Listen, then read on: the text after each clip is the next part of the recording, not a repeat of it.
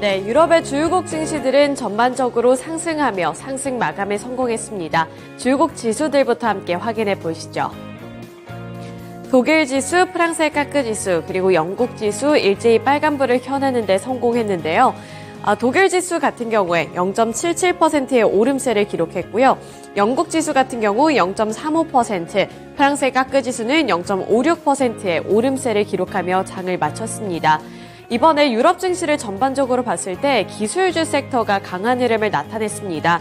기술주가 강하게 반등해주면서 지수 상승을 주도했는데 기술 섹터는 2% 넘는 오름세를 기록했다는 점 보실 수가 있겠고요. 또 그 외에도 은행 섹터가 1.3% 오르면서 이렇게 유럽 증시 전반적으로 오르는 모습이 연출이 됐습니다. 그리고 미국 증시도 장중에 강한 흐름을 나타내주면서 유럽 증시도 함께 긍정적인 영향을 받았다고 분석해 볼 수 있겠는데요. 유로존의 국채금리도 일제히 하락하면서 투자 심리를 자극했고 이렇게 증시가 상방 압력을 받는 모습이었습니다. 이제 시장의 관심은 오는 25일에 열리게 될 1월 유럽 중앙은행 ECB 통화정책회의 쪽으로 쏠리고 있는데요. 이번 합의에서 ECB가 금리를 동결할 것으로 점쳐지고 있는 상황이고요. 금리 인하와 관련된 힌트가 나올지 이 부분에도 촉각을 곤두세우고 있습니다. 현재 시장에서는 올해 ECB가 금리를 총 130bp 하락할 가능성을 주가에 반영을 하고 있고 6월 첫 금리 인하가 단행될 가능성을 96%로 점치고 있는데요.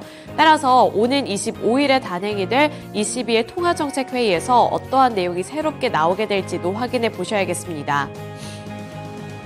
네, 이어서 국제 유가 확인해 보겠습니다. 국제 유가는 2% 가까이 상승했습니다. 1.92% 오른 74.66달러의 종가를 기록했고요. 이렇게 국제 유가는 강세 흐름을 기록했는데 최근 들어서 지정학적인 리스크가 한 곳에서만 일어나는 게 아니라 여러 군데에서 일어나고 있다는 점을 고려해 보셔야겠습니다. 그 전거래일에는 이란과 파키스탄의 긴장 완화 합의 뉴스에 따라서 진정되는 흐름이 나타나기도 했었는데요. 이번에는 우크라이나 그리고 러시아 간의 전쟁 여파로 인해서 이렇게 국제 유가가 1% 넘는 강세를 기록한 겁니다. 지난 주말 사이에 우크라이나가 러시아 석유 터미널을 드론으로 공격했다는 뉴스가 나오게 되면서 이렇게 국제 유가가 2% 가까이 상승한 건데요. 우크라이나에 접경한 러시아 서부 브리안스크주의 유류 창고가 드론 공습을 받아서 큰 화재가 발생을 했다라는 소식과 함께 이 공급 우려가 더욱더 강화됐습니다. 앞서 우크라이나 당국 관계자는 우리 정보기관이 이번 러시아 유류창고 공격을 수행했다고 말을 했는데요. 이 미즈호의 밥 야거 매니징 디렉터는 이번 우크라이나의 드론 공격은 러시아 석유 인프라를 공격하는 것이 우크라이나의 하나의 정책이 될지에 대한 의문을 제기를 하고 있다면서 만약 그러하다면 이는 유가에 큰 문제가 될 것이라고 말했습니다. 또 어게인 캐피털에서도 우크라이나가 러시아의 석유 기반 시설을 목표로 하고 있다면 이는 유가의 게임 체인저가 될 수 있을 만한 강력한 이슈다라고 짚어주면서 이 국제 유가를 향한 그러한 전망을 제시했다는 점도 고려해 보셔야겠고요. 이렇게 이번에는 러시아와 우크라이나 간의 지정학적인 리스크로 인해서 국제 유가가 1.92% 상승했다는 점 보실 수 있습니다. 네, 이어서 금 가격 확인해 보겠습니다. 금 가격 0.31% 하락하면서 소폭 조정받는 모습이 나타났는데요. 최근에는 안전자산 선호 심리가 강화가 되면서 이런 금 가격이 또 상승하고 있다는 점을 어제 이 시간 말씀드렸을 겁니다. 그런데 이번에는 뉴욕 증시가 상승하면서 대표적인 위험자산 선호 심리가 좀 강해지는 모습이 연출이 됐고 상대적으로 금 가격은 이렇게 조정을 받는 흐름이 나타난 건데요.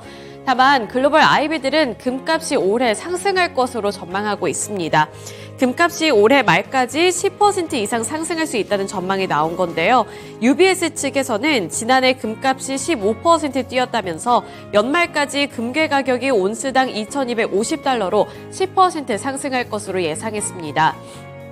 스코티아 뱅크 분석가들도 올해와 내년의 금 가격 전망치를 이전에 온스당 1,900달러에서 2,000달러까지 올려 잡았는데요.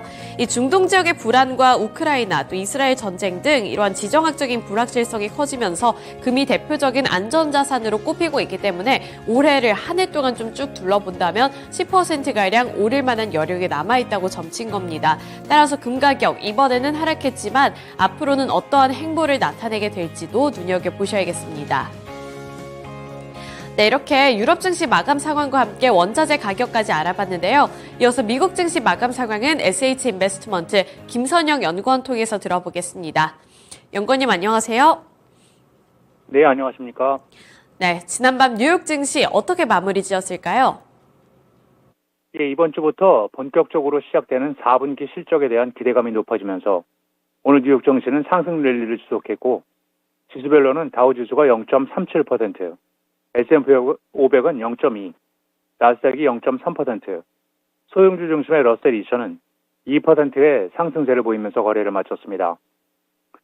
연준이 예상대로 금리를 인하하고 미국 경제가 연착륙할 것이라는 기대와 인공지능 관련 열풍이 지속되면서 관련 업체들이 일제히 강세를 유지하면서 오늘 시장을 끌어올렸지만 오는 11월 미국의 대통령 선거를 앞두고 공화당의 대선 후보 경선이 시작된 가운데 시장에서는 트럼프의 백악관 복귀 가능성 관련 불확실성이 높아진 점이 추가 상승을 저지하고 있는데요.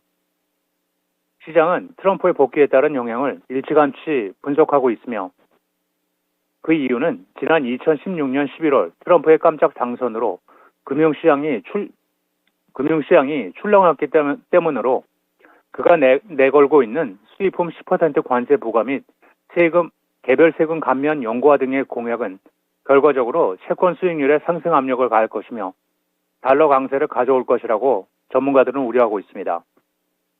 오늘 업종별로는 운송, 건설, 소매, 부동산, IT, 기초 소재, 에너지, 금융업종 등이 상승했던 반면 유틸리티, 그리고 필수와 임의 소비재 등이 약세를 보였으며 벤치마크인 10년 만기 국채금리는 전일 대비 하락한 4.094%, 달러 인덱스는 0.05% 소폭 상승했던 반면 비트코인이 3.3% 넘게 급락하면서 가상화폐 전반을 끌어내렸습니다. 미국 은행들의 신용 위축이 최근 지속되면서 이를 경기 침체 신호로 보는 분석이 제기되고 있는 가운데 미국 저소득층의 연체율은 증가하고 있다는 소식입니다. 먼저 비즈니스 인사이더는 세인트루이스 연방은행의 자료를 인용해 최근 3분기 연속으로 미국 은행들의 신용 수준이 감소했다고 보도하고 있는데요. 작년 2분기에 마이너스 1.1%의 증가율로 시작해 3분기와 4분기 모두 마이너스 1%를 기록했고 미국 은행의 신용이 이처럼 연속으로 축소된 것은 지난 50년 이래 두 번째로 지난번에는 글로벌 금융위기 시기였으며 이러한 현상이 경기 침체 때 많이 나타난다면서 신용 위축은 기업 대출이 줄어들고 금리 상승으로 인해 대출 비용이 더 많이 든다는 것이라면서 이는 경제 성장을 저해시키는 요인이라고 설명하고 있습니다.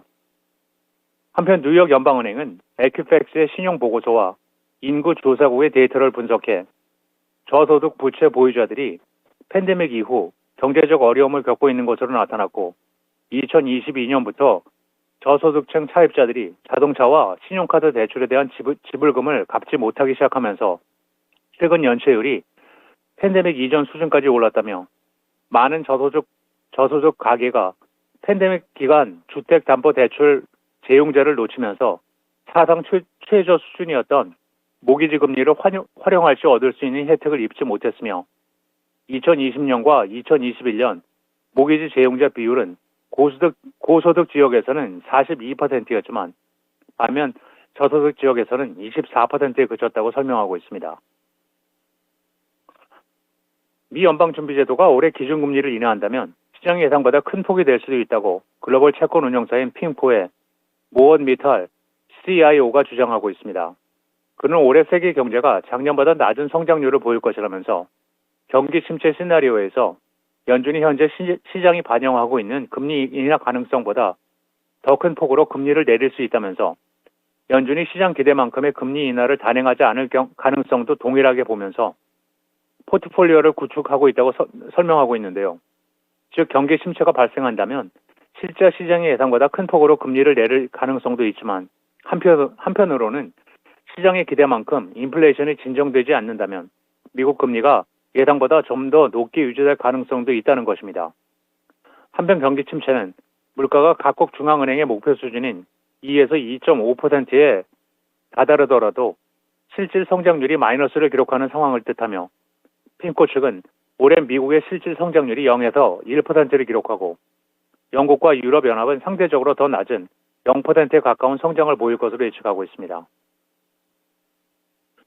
전기차 시장의 공급 과잉 상태를 이유로 증권사 모간 스탠리가 목표 주가를 기존의 380에서 345달러로 낮췄다는 뉴스로 오늘 테슬라의 주가가 1.6% 하락해 208달러 80센트의 거래를 마쳤습니다. 오랜 기간 월가에서 가장 큰 테슬라의 서포터였던 모간 스탠리 아담 조나스 분석가는 전기 자동차 판매는 신기록을 경신하고 있지만 글로벌 모멘텀은 정체 상태이며 시장은 공급 과잉이라고 지적하면서 오는 수요일 폐장 후 실적 발표를 통해 테슬라가 2024년 매출과 수익 전망을 신중하게 내놓을 것이라면서 투자자들은 이것을 원치 않을 것이라고 진단하며 AI 및 로봇 공학 옵션 관련 기대감을 이유로 투자에게는 매수를 유지한다고 밝혔습니다. 한편 지난 4분기 미국과 유럽, 중국에서 전기차는 약 210만 대가 판매됐고 2023년 한 해 동안은 670만 대가 판매돼 전년 대비 약 30%가 증가했지만 공급도 크게 증가하면서 가격이나 경쟁도 나타나는 상황인데요. 금융정보업체 팩트셋에 따르면 월가는 테슬라의 4분기 주당 순이익을 73센트, 2023년 연간으로는 3달러 7센트, 그리고 2024년 주당 순이익은 3달러 71센트로 예상하고 있습니다. 마지막으로 내일 예정되어 있는 경제 지표는 없으며 다우지수의 구성 종목인 존슨앤존슨, 프록터앤갬블, 3M, 버라이전 커뮤니케이션스를 시작으로 넷플릭스, 베이커 휴스, 인베스케어, 로키드 마틴, 제너럴 일렉트릭, 텍사스 인스트루먼트, 싱크로니 파이낸셜, DR 호튼, 스틸 다이내믹스, 그리고 인투이티브 서지컬이 지난 4분기 실적을 발표하게 됩니다. 네, 이렇게 4분기 실적 일정까지 함께 들어봤습니다. 오늘 말씀 고맙습니다. 예, 감사합니다. 네, 이렇게 유럽 증시에 이어서 미국 증시 마감 상황까지 함께 알아봤는데요. 전일장 국내 증시는 어떠한 흐름으로 거래를 마쳤을지 국내 증시 마감 상황도 함께 알아보겠습니다. 어제 코스피와 코스닥 다소 아쉬운 모습으로 거래를 마쳤습니다. 일제히 파란불로 거래를 마친 모습이었고요. 코스피 지수 같은 경우 0.34% 하락한 2,464포인트, 코스닥 같은 경우에는 0.35%의 하락세를 기록하며 거래를 마쳤습니다. 선물지수 같은 경우에는 0.25% 상승해주면서 강보합권 수준을 나타냈는데요. 코스피와 코스닥의 수급 주체별 상황도 함께 알아보시죠. 먼저 거래소 상황부터 알아보겠습니다. 코스피 시장에서는 외국인 투자자들의 자금이 유입이 됐습니다. 3천억 원 가까이 매수하는 모습이었고요. 개인과 기관은 함께 매도하는 흐름을 나타냈는데 기관 투자자들은 388억 원 매도했습니다. 개인 투자자들은 2,432억 원의 매도 우위를 기록했고요. 또 코스닥을 살펴보시면 코스닥에서는 코스피와는 좀 다르게 기관 투자자들의 자금이 유입됐습니다. 기관이 1,089억 원으로 매수 우위를 기록했지만 외국인과 개인 투자자들이 함께 매도하면서 결국에 지수는 하락하며 거래를 마쳤다는 점 확인할 수 있습니다. 그 선물 시장 같은 경우에는 개인과 기관 투자자들의 자금이 유입이 됐고요. 반면에 외국인 투자자들의 자금은 이탈되는 모습이었습니다. 네, 이렇게 수급 상황까지 함께 알아봤는데요. 이어서 전일장 특징 종목들도 함께 알아보도록 하겠습니다. 첫 번째 특징 주로는 최근에 주목을 많이 받고 있고 사실 어제 이렇게 약한 시장 속에서도 지수를 그나마 좀 방어를 해줬던 섹터가 아닐까 싶은 AI 종목군들 확인해 볼 텐데요. AI 반도체 종목군들부터 시작해서 AI 대표 종목들까지 어제 일제히 강세를 기록했습니다. 저는 AI 반도체 종목군들의 시세부터 확인해 볼 텐데요. 이수페타시스가 21.86% 급등하면서 34,000원을 기록했고요. 제주반도체가 16.95%, 코난테크놀로지가 11.55%, AD칩스가 9.9%, 텔레칩스가 4.67% 오름세를 기록하면서 어제 AI 반도체 종목들 그야말로 랠리를 펼쳤습니다. 그 외에 AI 대표 종목들의 시세도 함께 살펴보시죠. 이제 코난테크놀로지뿐만 아니라 폴라리스 오피스 같은 경우에도 일제히 급등하면서 이렇게 빨간불로 물든 모습이 나타났는데요. 그 중심에는 오픈 AI의 소식이 있었습니다. 오픈 AI는 이번에 자체적인 칩을 개발하기 위해서 엔비디아의 좀 의존도를 낮추기 위해서 자체적인 칩을 개발을 하겠다라고 밝힌 바가 있습니다. 현재 오픈AI는 올해 GPT-4의 주요 업그레이드를 내놓을 예정이기 때문에 고가의 AI 반도체가 대량으로 필요한 상황인데요. 이런 상황에서 올트먼은 현재 AI 반도체 시장을 장악한 이 엔비디아의 의존도를 낮추기 위해서 자체 AI 반도체 개발을 추진 중에 있습니다. 이를 위해서 올트먼 CEO는 이번 주에 우리나라를 방문하겠다라고 밝힌 바 있는데요. 국내 기업들과 이 반도체 개발 그리고 공급과 관련해서 논의할 것으로 전해지면서 우리나라 기업들과의 협력에 대한 기대감도 더욱더 높아진 하루였습니다. 특히 삼성전자 이 DS 부문 대표 이사를 만날 것으로 알려졌고요. SK그룹의 최태원 회장과의 만남을 각각 조율 중인 것으로 알려지면서 이렇게 기대감이 더욱더 높아졌습니다. 특히 이번 만남이 성사가 될 경우 SK그룹과 오픈AI가 신생 AI 반도체 동맹 구축에 나설 수도 있기 때문에 이 부분에서도 관심도가 높아지고 있는 상황인데요. 오픈AI는 앞서서 이 TSMC 그리고 중동 쪽과 네트워크 구축을 논의를 했고 마이크로소프트와 구글도 자체 칩을 공개할 예정으로 이렇게 오픈AI뿐만이 아니라 나머지 글로벌 대기업들도 자체적인 이런 AI 개발 칩 개발에 나서고 있는 분위기가 연출이 되면서 우리나라 쪽에서도 AI 반도체 종목군들이 다시 한번 관심을 받았습니다. 특히 글로벌적으로 봤을 때 AMD는 이 엔비디아에 대항할 칩을 곧 출시할 것으로 보이고요. 아마존도 자체 AI 반도체 개발 마무리 단계에 접어든 것으로 보이면서 이런 분위기 속에서 AI 반도체 종목들의 주가가 다시 한번 튀어오를 것이라는 전망도 더욱더 강해지고 있습니다. 따라서 AI 반도체라든지 AI 관련 종목들 눈여겨보셔야겠습니다. 네, 이어서 다음 섹터 살펴보겠습니다. 다음 섹터로는 2차 전지 종목들 확인해 볼 텐데요. 어제 이렇게 AI라든지 반도체 종목군들의 강세가 포착이 됐다면 2차 전지 종목들 쪽에서는 약세 흐름이 포착이 됐습니다. 이 자금이 거의 다 이탈이 되는 모습이었는데요. LG화학 4.33% 밀려 내려가면서 38만 7천 원까지 내려앉았고요. 에코프로 그룹주들은 급락했습니다. 에코프로 7.37% 하락한 51만 5천 원을 기록했고요. 에코프로 머티리얼즈가 10.76% 하락, 에코프로 BM이 무려 10% 넘게 하락하면서 24만 8천 원을 터치했습니다. 그리고 LNF 같은 경우에도 7.62% 하락하면서 이렇게 실적 리스크를 안고서 2차 전지 종목들 일제히 급락했는데요. 에코프로 BM이 적자를 기록할 것이라는 증권사 전망이 나오면서 어제 국내 증시에서 이렇게 에코프로 그룹주들 필두로 나머지 2차 전지 종목들 하락했습니다. 최근에 전기차 판매량 둔화로 인해서 관련 종목들의 투자 심리가 위축되고 있는 가운데 이러한 발표가 나옴에 따라 실적 우려감이 전반적으로 확산이 된 건데요. 이런 주가 흐름은 최근에 시들해져버린 전기차 인기, 이 부분이 가장 큰 원인이었습니다. 글로벌 주요 전기차 기업들은 전기차 구매 수요가 예상보다 둔화한 것으로 나타나면서 감산을 결정을 하고 투자를 미루고 있다고 이러한 부분들도 체크를 해볼 수가 있었는데요.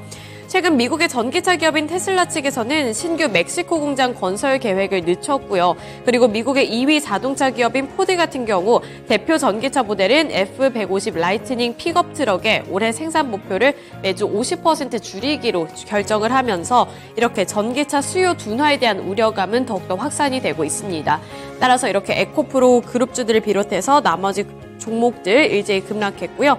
또 유진투자증권에서는 지난해 4분기 에코프로 BM의 영업손실을 426억 원으로 책정하면서 이렇게 우려감을 더욱더 키우는 모습이었습니다. 네, 이어서 마지막 특징 섹터 살펴보겠습니다. 마지막 특징주로는 한동훈 관련 종목들 확인해 볼 텐데요. 어제 정치 테마 종목 내에서 이렇게 한동훈 관련 종목들 이제 급락했습니다. 태양금속이 5.23% 하락한 2,625원을 기록했고요. 대상홀딩스가 5.45% 하락, DTNC가 6.77% 하락, 대상홀딩스 우선주 같은 경우에도 8% 가까이 밀렸습니다.